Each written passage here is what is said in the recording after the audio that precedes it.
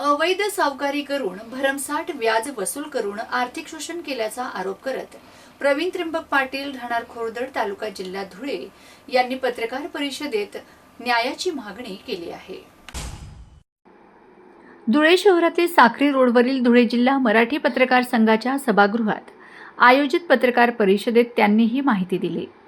प्रवीण पाटील यांनी सांगितले की सेवानिवृत्त पृथ्वीराज ज्ञानदेव पाटील राहणार कोरदड तालुका धुळे हल्ली मुक्काम मोहाडी उपनगर धुळे येथे असून हा कोणताही वैद्य सावकारी परवाना नसताना सावकारी व्यवसाय करीत आहे।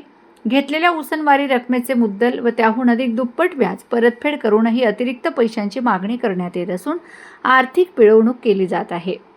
या प्रकरणी धुळे तालुका पोलीस ठाण्यात तक्रार दिली होती, मात्र दखल घेतली गेली नसल्याचा आरोप त्यांनी यावेळी केला। तसेच अवैध सावकारीबाबत निबंध कार्यालयातही तक्रार दाखल केली असून त्यावर सुनावणी सुरू असल्याचं सांगितलंय। पृथ्वीराज पाटील याला राजकीय पाठबळ असल्याचेही त्यांनी या पत्रकार परिषदेच्या माध्यमातून सांगितले।